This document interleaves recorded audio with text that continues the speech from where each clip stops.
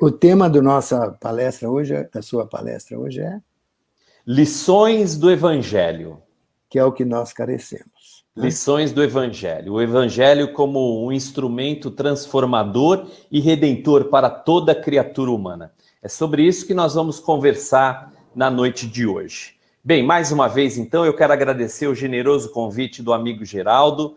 Quero agradecer também o convite carinhoso do Alexandre, amigo querido também que nos estimulou e nos incentivou a esse encontro nessa noite, bem como todos os amigos e as amigas que se encontram conosco assistindo-nos aqui pelo canal do Plenitude. Plenitude, que é um centro espírita na cidade de Orlando, na Flórida, o Plenitude Spiritist Society.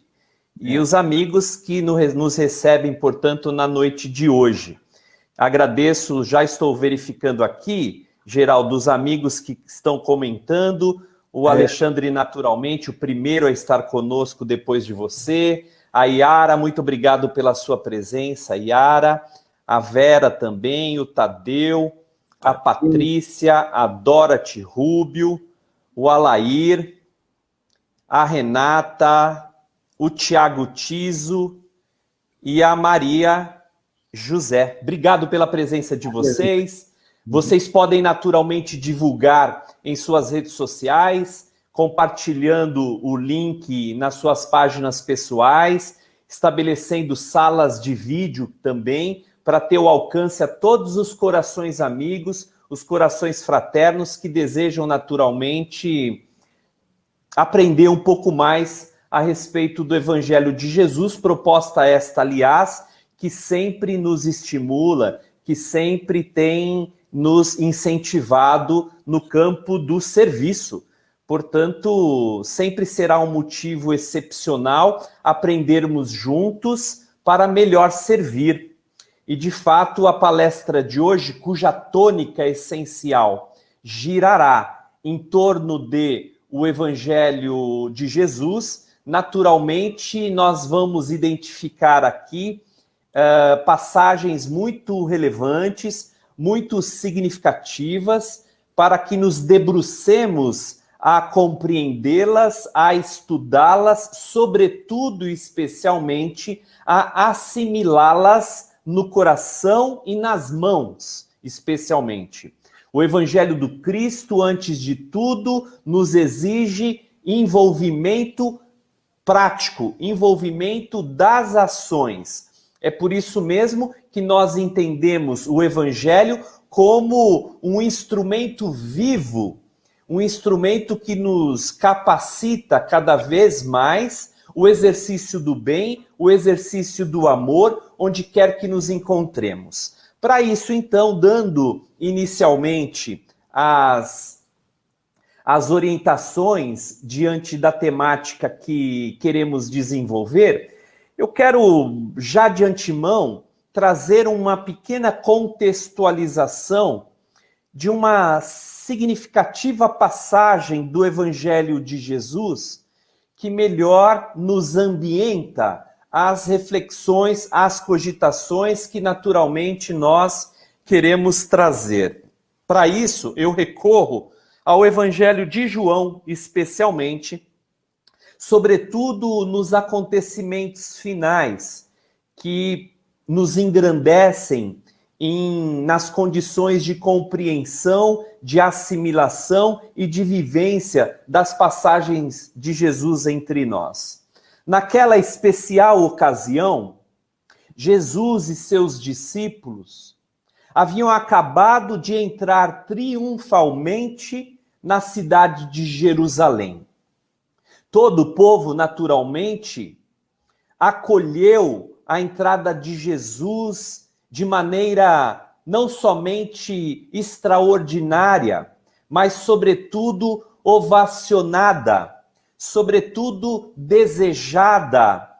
A entrada magnífica de Jesus em Jerusalém traduziria todo o seu corpo de ensinamentos que se expandia, alcançando os corações fragilizados de todas as gentes. Naturalmente, A entrada que Jesus faz na cidade desperta inúmeras inquietações naqueles outros que assistiam o fenômeno a alguma distância. Embora os discípulos do Cristo, reconhecendo a entrada magistral, felizes, observavam Jesus com um aspecto sério, firme, que naturalmente sinalizava alguns cuidados especiais que ele naturalmente já passaria a experimentar.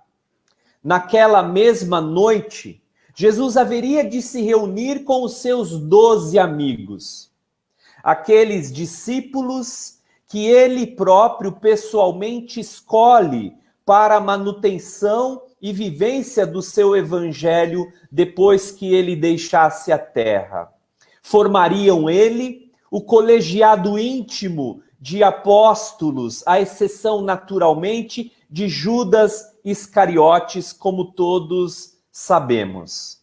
Jesus, portanto, se reunia naquela noite e observava a alegria e disposição dos seus amados discípulos. Jesus percebia que eles permutavam reflexões e diálogos bastante pertinentes àquelas cogitações que eles próprios experimentaram quando da entrada de Jerusalém. Não dominavam, é claro, os acontecimentos graves que se dariam dali para frente. Contudo, experimentavam ali a comunhão da intimidade mais dedicada a Jesus. Nesse instante, entretanto, ele próprio, que mantinha-se atento às conversações ali travadas entre os amigos queridos, levanta-se num determinado momento, destacando-se evidentemente do grupo, a fim de posicioná-los, adverti-los e alertá-los sobre os acontecimentos que não tardariam a acontecer. Jesus, nesse momento, em observando e fixando o seu generoso olhar em todos os amigos presentes, vai dizer: amados, eis que se aproxima a hora em que se cumprirá a profecia da Escritura. Humilhado e vencido, terei que ensinar em Jerusalém a necessidade do sacrifício próprio, para que triunfe apenas uma espécie de vitória, tão passageira quanto as edificações do orgulho e do egoísmo humanos. Os homens em todas as épocas têm aplaudido as tribunas douradas, os exércitos retumbantes em suas marchas gloriosas, que acabam por espalhar sangue e dor por onde passam. O grito silencioso das vítimas indefesas. Entretanto, eu vim do meu Pai para ensinar como triunfam nos céus os homens que tombam no mundo, cumprindo um sagrado dever de amor, como mensageiros de um mundo melhor onde nele reinam o bem e a verdade. A minha vitória, portanto, será a dos que sobem aos céus em glórias e júbilos, quando tombam no mundo, contribuindo decisivamente para a glorificação do meu Pai e a divina construção de sua obra junto aos homens, imolando-se com alegria para a conquista das obras superiores em nome de Deus. Então, logo Jesus faz tais observações, naturalmente todos os seus acabam prestando mais atenção no que ele queria dizer com tais cogitações para aquele momento. Muitos ali estranhavam aquele olhar que, embora cheio de ternura, apresentava um distinto fulgor, parecendo mesmo que ele, Jesus, comungava ainda mais alto com as esferas superiores da vida. Jesus, então, ali, continua a advertir e orientar os amigos que tanto amava. Em verdade vos digo, para não vos inquietais com as minhas afirmações. Em verdade, um de vós me há de trair. As mãos que um dia acariciei e ensinei voltar-se-ão contra mim. Contudo, minha alma está absolutamente pronta para cumprir os desígnios de Deus, entregando-me com alegria, com entusiasmo e disposição à nova era que a partir de agora, portanto, se institucionalizará na terra. Os discípulos, nessa ocasião, percebendo a afirmação de Jesus, se mostram absolutamente lívidos, inquietos. Judas, ali ao canto da sala, vira os olhos procurando não encarar frente a frente o mestre querido. Os outros, entretanto, se inquietam e começam a se mostrar mais agitados. Filipe é o primeiro a questionar-se, mas quem será este traidor? André, ao contrário, se levanta perguntando a si mesmo, será que serei eu a trair o mestre querido? É nesse momento que se levanta Tiago, filho de Alfeu. Tiago se dirige para Jesus com um certo ar de indignação, perguntando a ele, Senhor, como Deus pode permitir tamanho conjuro? Jesus, nesse instante, após observar a agitação e a indagação de todos, dirige-se diretamente a Tiago, dizendo, Tiago, faze calar a voz daquele que, como tu, não confia na sabedoria divina que nos rege os destinos. Devo dizer, entretanto, que o discípulo verdadeiro do Evangelho deve estar sempre pronto a atender o chamado da providência divina, onde e quando acontecer. As lições do meu Evangelho têm sido para nós outros instrumentos redentores, libertadores, procurando antes de tudo que a criatura humana reconheça em si mesmo os potenciais divinos. Portanto, saibamos confiar e servir, reconhecendo mesmo que Deus, mais do que ninguém, nos dirigirá no caminho. Nesse instante, é João que se aproxima mais cuidadosamente de Jesus. No diálogo que ele ali estabeleceria com o mestre, João perguntaria, Senhor, tu nos ensinaste que é verdade que o escândalo tem de vir? Contudo, como considerar possível, embora reconheçamos a providência divina dirigindo nossas vidas, mas como será possível que o escândalo se situe dentro do nosso núcleo doméstico? Como aceitar de fato que seja um de nós aquele a lhe trair? Entendendo naturalmente o questionamento do futuro evangelista amado, Jesus irá dizer, João, antes de mais nada é preciso que eu lhe diga. Se os desígnios de Deus são insondáveis, invariavelmente, eles sempre serão bons e justos. Há muitas coisas que eu ainda não posso dizer-te, nem a ti, nem a nenhum dos outros. Contudo, eu vos enviarei o Consolador, e o Consolador vos ensinará todas as coisas, e vos fará relembrar de tudo aquilo que eu vos tenho dito antes. Se é verdade que dentro do nosso próprio colégio íntimo haveremos de experimentar o abandono, a traição, a ignorância, nós não podemos desprezar as lições contidas em todas estas expressões daqueles amigos que aqui constituem para nós os laços sagrados de amor e de afeto.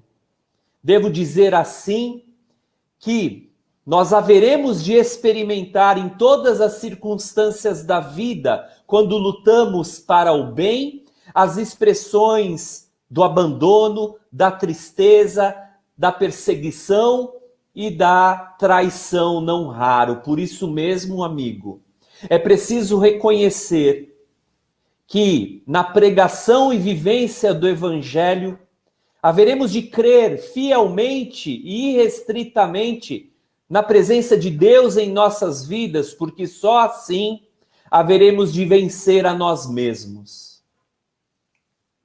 Todos ali ouviam atenciosamente as ocorrências das circunstâncias. Naturalmente, nós saberíamos que, após isso, faltaria apenas o beijo de Judas para que se consumasse o início do grande testemunho e fidelidade aos propósitos superiores divinos que Jesus haveria, portanto, de experimentar. Contudo, desde o seu nascimento até os instantes culminantes de sua crucificação e morte, desde o instante em que ele declara ao mundo o grande hino da imortalidade, até as culminâncias das orientações definitivas para os 500 da Galileia, cumprindo assim todo o seu papel de orientação e ensino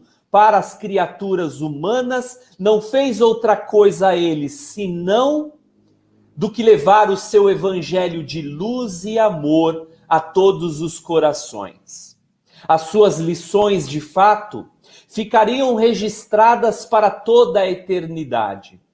Configurariam todas elas como o roteiro definitivo para todo e qualquer um que desejasse por si mesmo superar as mazelas do corpo, da terra, da matéria, para que então se visse catapultado às novas conquistas espirituais. Jesus, portanto, haveria de ser o grande redentor das almas humanas, com seu evangelho iluminativo e libertador.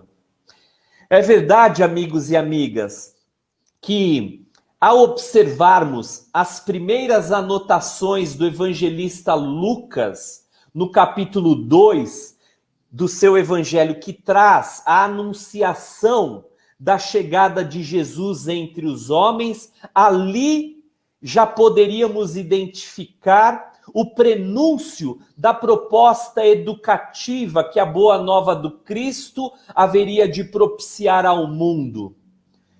Diria as anotações de Lucas: e um anjo então veio sobre eles, e a luz do Senhor resplandeceu sobre todos, e tiveram grande temor. O anjo então lhes disse: não temais, porque eu vos trago a boa nova, que será de grande alegria para todas as gentes.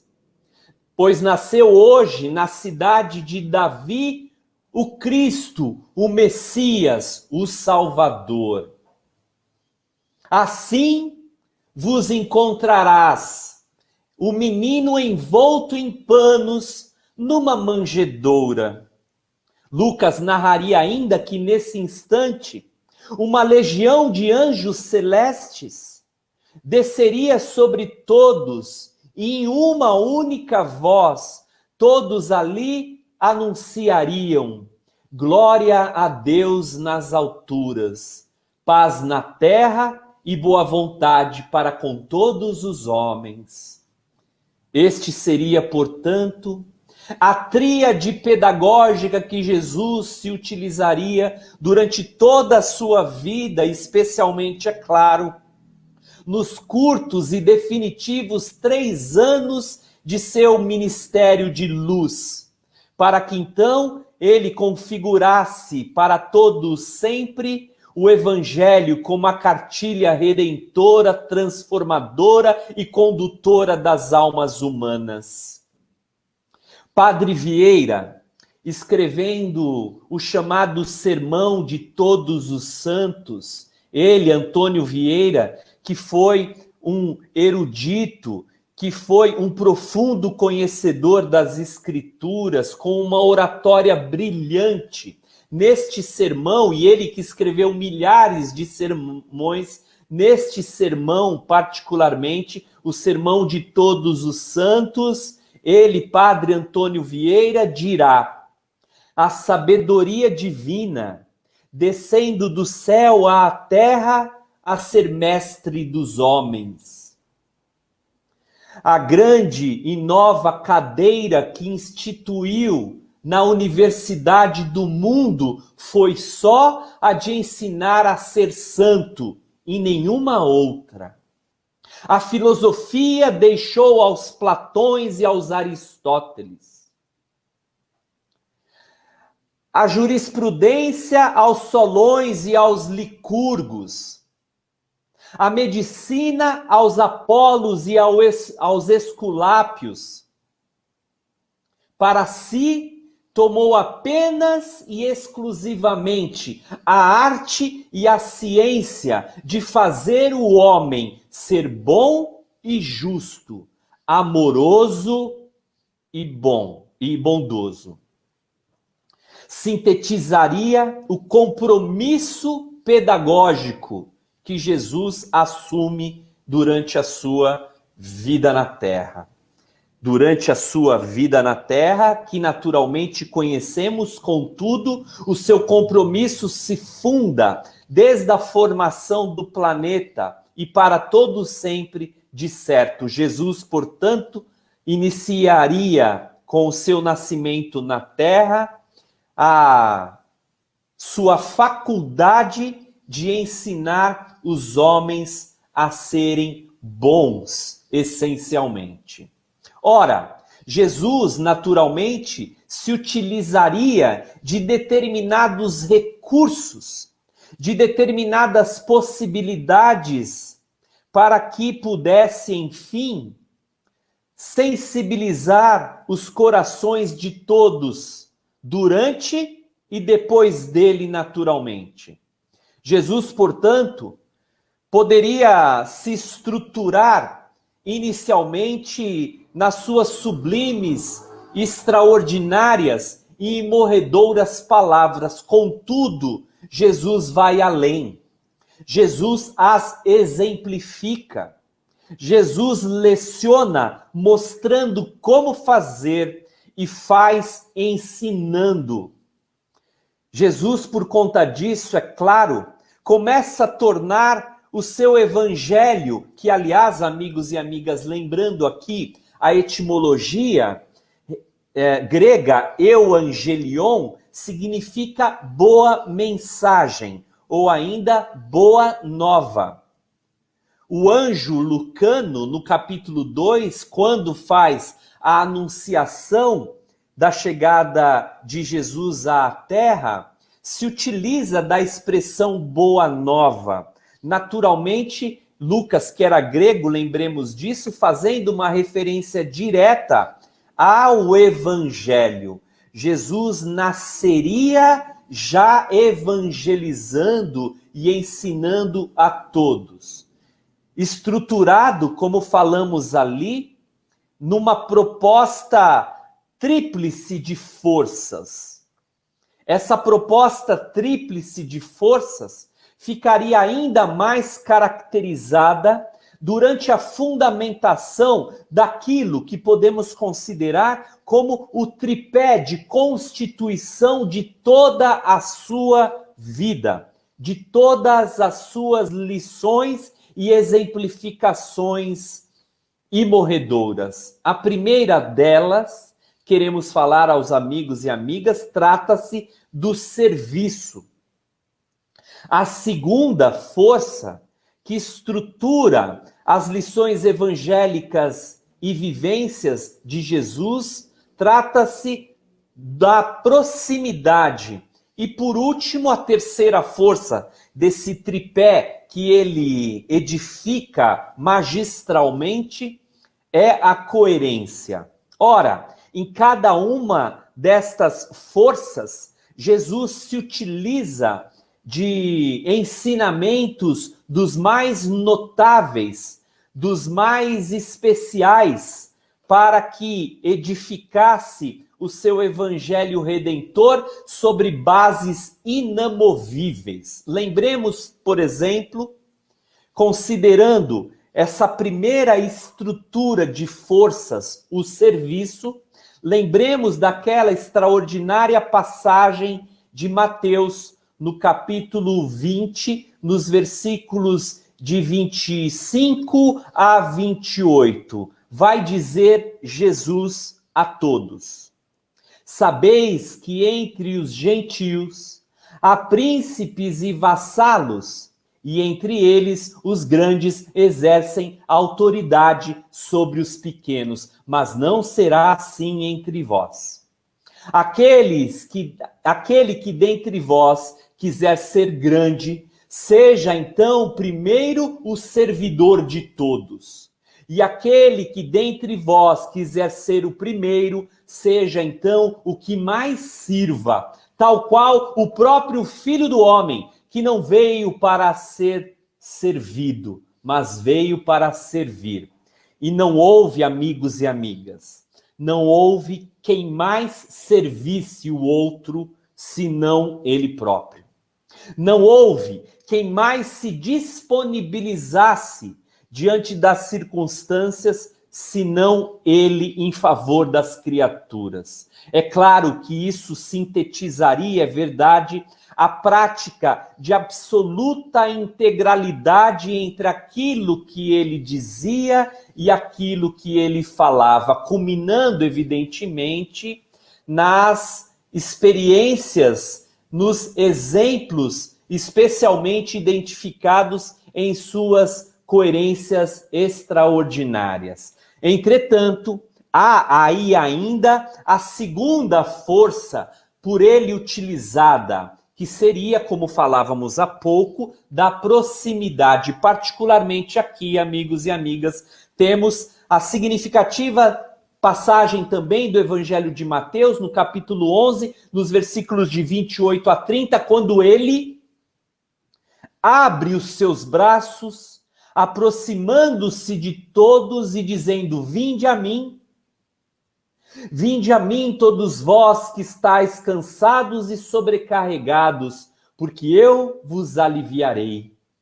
Vinde a mim e aprendei de mim, que sou manso e humilde de coração, porque só assim encontrareis descanso para as vossas almas. Vinde a mim, porque leve é o meu fardo e suave é o meu jugo. Jesus, portanto, abrindo os braços, convidava a todos, como ainda todos convida hoje, a fim de que se acheguem nele, a fim de que se aproximem dele. É verdade que se ele estava próximo de todos, indiscutivelmente nem todos estavam próximos dele. Essa receptividade, evidentemente, que Jesus traz desde sempre e até os dias atuais e para toda a eternidade, exige que a criatura humana dele se aproxima, porque se ele diria: vinde a mim, abrindo seus corações, dependia exclusivamente da criatura ir até ele. Ainda assim, também do mesmo modo, ninguém esteve mais próximo dos outros, senão ele, evidentemente.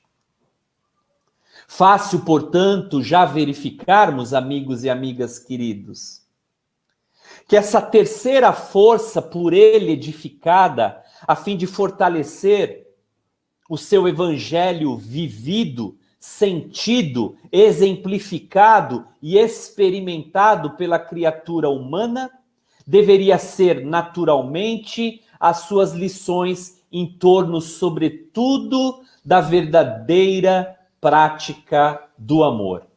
Essa coerência que, de igual modo, somente ele foi capaz de exercitar, acaba formando nesse tripé de forças a grande base de sustentação de todas, sem exceção, de todas as passagens do Evangelho. E é justo aqui reconhecermos, amigos e amigas, que não há no Evangelho uma única passagem que seja destituída de ensinamentos profundos e significativos a todos. Se de alguma forma, talvez, nós ainda não compreendemos determinadas passagens, é porque ainda não conseguimos nos debruçar sobre elas com a criticidade, a racionalidade e o sentimento aprimorados, porque Jesus se utiliza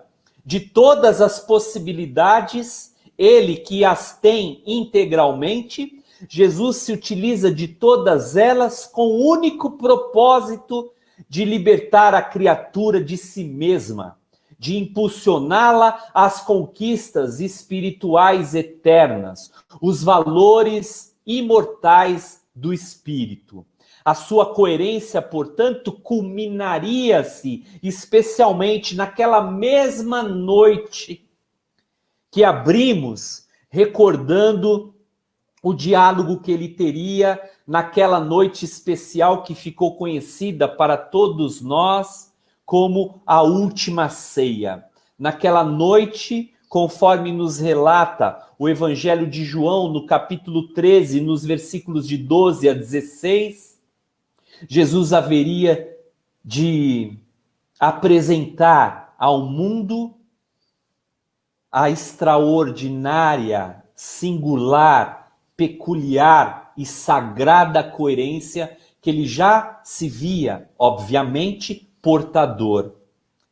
Narra o evangelista João que Jesus, tão logo se vê ali, cingido com uma toalha à altura da cintura, toma em suas mãos um jarro com águas perfumadas. Ele iniciaria nesse momento aquela belíssima passagem do lava-pés. Lavaria os pés de seus amados amigos e discípulos, um a um, sem exceção. Entretanto, é Pedro que se inquieta, e ele, naturalmente, que invariavelmente se fazia às vezes de porta-voz do grupo, é ele que se levanta e indaga Jesus com firmeza e com energia, dizendo a ele: tu não me lavarás os pés. E Pedro diz isso especialmente, sobretudo incomodado profundamente com aquele gesto de sublime humildade do seu mestre e do seu senhor. Claro, porque somente os escravos lavavam os pés dos seus senhores. Somente os servos cingiam-se à altura da cintura com uma toalha. Portanto, Jesus, naturalmente, não se configurava para eles, embora pudesse ser assim visto para muitos, como um servo vulgar. Entretanto, Pedro acaba por se indignar com aquela atitude sem compreendê-la. sem entender. Na verdade, nenhum dos outros amigos entendiam o gesto de Jesus. Mas é Pedro que levanta para indagá-lo. Tu não me lavarás os pés. Jesus, nesse instante, olha para Pedro com todo carinho e afeto que lhe são próprios e diz: Pedro, se eu não te lavar os pés, tu não tens parte comigo. Pedro cai em si nesse momento e compreende que ali havia um gesto simbólico que ele realmente não compreendia, contudo, que devia ser, acima de tudo, respeitado. Pedro então vai dizer: não só os pés, Senhor, mas a cabeça e o corpo inteiro. Jesus, então, lavando os pés de Pedro e de todos os outros amigos, depois, novamente, veste-se de sua túnica, observa cada um deles, fixa o seu olhar em cada um dos amigos e pergunta: compreendeste o que eu vos tenho feito? Vós me chamais mestre e senhor e dizeis bem, porque eu de fato sou. Se eu, pois, sendo senhor e mestre, vos lavei os pés, é para que vós também lavais os pés uns dos outros, porque assim como eu fiz vos dando o exemplo, vós também deveis fazer.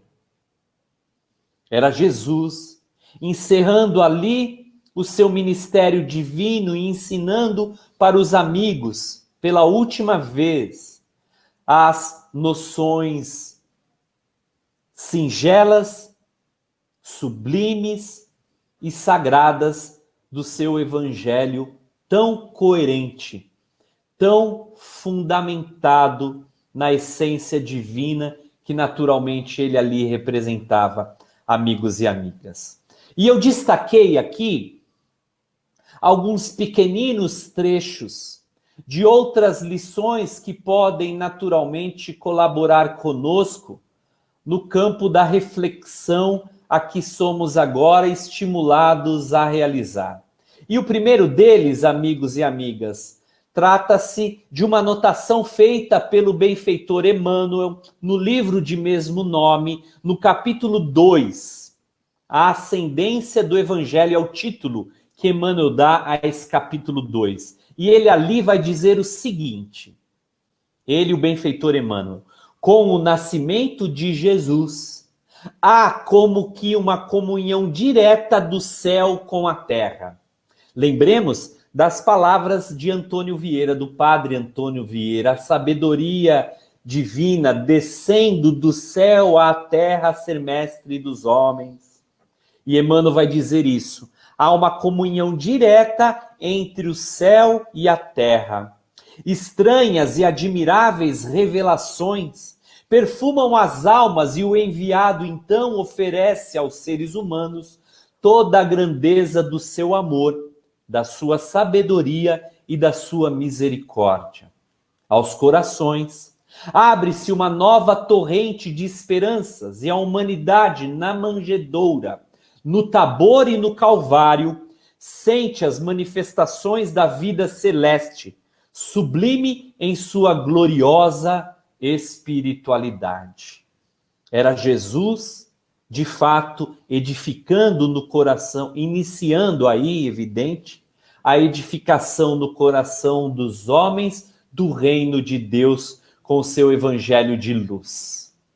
Destaquei aqui também aos amigos e às amigas aqui presentes, em que mais uma vez agradeço a presença de todos vocês nessa feliz oportunidade de encontro, uma pequenina passagem também anotada pelo mesmo Espírito Emmanuel, contudo, num livro, num romance. Sabemos que Emmanuel escreve 5 romances, este é um deles, intitulado Renúncia, um livro único, um livro especialíssimo, de passagens maravilhosas do começo ao fim. E ele, Emmanuel, anota um diálogo onde Alcione, ou Alcione, como desejarem, tem com a família de Susana. E aqui é Alcione que vai dizer: o evangelho é mensagem de salvação e nunca de tormento. Na realidade, conhecemos a extensão da nossa indigência e o grau das nossas fraquezas, mas a misericórdia divina restaria imota sem as nossas quedas e dolorosas necessidades. O cristianismo, assim, portanto, jamais será a doutrina de regras implacáveis, mas sim a história e a exemplificação das almas transformadas com Jesus para a glória de Deus. Que belíssima passagem.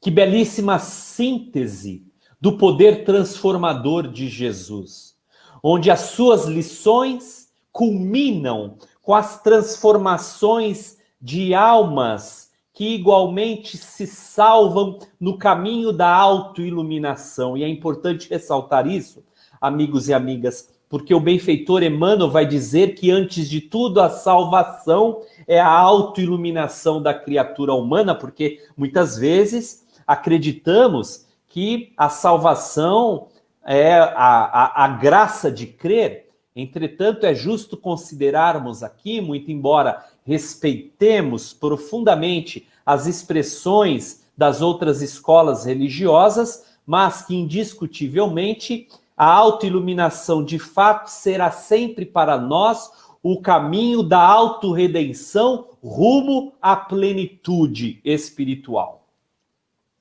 Tenho aqui também uma outra anotação do livro Colheita do Bem, onde é Neio Lúcio que dirá: nesse sentido, habituar-se a estudar o Evangelho e refletindo sobre as lições dele é um exercício de imantação do nosso espírito com as esferas superiores. Neio Lúcio aqui é ainda mais incisivo, sobretudo quando se utiliza da metáfora desse magnetismo.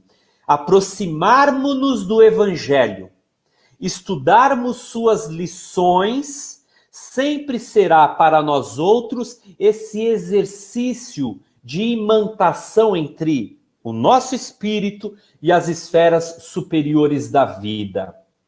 Continua ele, então, afirmando: nesta ocasião, assim, do sono físico ou da prece, o intercâmbio com os amigos desencarnados sempre será mais substancioso e agradável.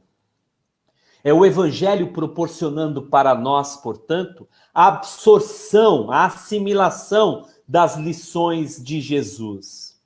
As lições do Evangelho, portanto, nos impulsionam a conquistas no campo evidente espiritual, que somente uma vez conhecendo o Evangelho e conhecendo as lições, nós saberemos dimensionar, sobretudo porque elas, invariavelmente, permitirão o conhecimento do Cristo em nós e o impulsionamento do Cristo que haveremos de ser. Uma outra lição, nós que já caminhamos aqui para o encerramento das nossas cogitações da noite, vem de André Luiz. André Luiz, que escreve no livro Mãos Marcadas, num título intitulado Comecemos Hoje, vai dizer: não diga que você pratica as lições do Evangelho ante a luz do Espiritismo simplesmente por debater-lhe os problemas. A palavra edificante é uma bênção do céu, mas há sonâmbulos de verbo notável, sem serem loucos. Falam de maneira brilhante, embora adormecidos. E todos podemos sofrer semelhante calamidade. Em nosso testemunho de aplicação com Jesus, é preciso fazer algo, e o evangelho aplicado é este algo que necessitamos promover. Assim, amigos e amigas, estas lições, naturalmente, como diz aqui Allan Kardec, em O Evangelho segundo o Espiritismo, do capítulo 17, na mensagem do item 4, intitulada Os Bons Espíritas, Kardec vai dizer: bem compreendido, mas, sobretudo, bem sentido, o Espiritismo leva aos resultados que caracterizam o verdadeiro espírita como o cristão verdadeiro, pois que um é o mesmo que o outro. O Espiritismo, assim, continua ele, não institui uma nova moral, apenas facilita aos homens a inteligência e a prática da moral do Cristo, facultando a fé inabalável e esclarecida aos que duvidam ou vacilam. Sublimes lições, sublimes orientações e, naturalmente, reconhecendo, portanto, que evangelho, antes de tudo, é vida, porque o evangelho sintetiza Cristo vivo para a humanidade inteira, é justo que, mais do que nunca, nos debrucemos sobre as suas lições, tornando-as, da mesma forma, vivas dentro de nós. Especialmente, é claro, amigos e amigas queridos, neste momento em que sofremos estes dias tumultuosos e inquietantes, nos lances da grande transição. Naturalmente, é por conta disso mesmo, por vivermos os imperativos que convulsionam a humanidade na transição do momento, que devemos também, de igual modo, tornar o Evangelho a carta viva em nossos corações e igualmente em nossas mãos. Para finalizar assim, eu gostaria de trazer um pequeno poeminha de Maria Dolores, chamado Transição, para que igualmente com ele pudéssemos reflexionar sobre as mensagens espirituais que temos recebido, mas especialmente a presença de Jesus cada vez mais em nossas vidas. Diz mais ou menos assim: o mundo em múltiplas crises, por muito apoio arrecade, é um barco na tempestade sob vasta escuridão. A bordo somente a fé não se alarma e nada teme, sabendo Jesus no leme conduzindo a embarcação. Entre os viajores ansiosos surgem cruéis desavenças, discutem pessoas tensas quanto às rotas por buscar. Amigos ferem amigos, ignoram-se os parentes, todos parecem descrentes, sem coragem de esperar. Corisco, sinistras luzes, rasgam a hora sombria, ruge em torno a ventania, fazem-se os homens pigmeus. Não há quem pense no outro, a multidão se atropela, clamando por bagatela, ninguém pergunta por Deus. Assim é a terra de hoje em transição desmedida, é a vida mudando a vida, buscando equilíbrio e paz. Sofres as farpas da sombra em tua própria vivência. Usa a luz da paciência e com essa luz tu vencerás. Maria Dolores, Francisco Cândido Xavier. Amigos e amigas, agradeço o carinho de todos vocês, agradeço a presença amiga dos companheiros e das companheiras aqui do Plenitude. Espero que possamos nos encontrar em outras oportunidades com alegria e disposição. Mais uma vez, agradeço também de igual modo o generoso convite que nosso amigo Alexandre fez e também o carinho com que o Geraldo e todos vocês, naturalmente, também me recebem na noite de hoje. Desejo aqui muita paz e que possamos atravessar as circunstâncias do momento confiando irrestritamente nos desígnios de Deus, lembrando daquele diálogo que abrimos a nossa preleção quando Jesus vai dizer a João: João, Se os desígnios de Deus são insondáveis, invariavelmente eles são bons, misericordiosos e justos. Muita paz a todos, obrigado pelo carinho.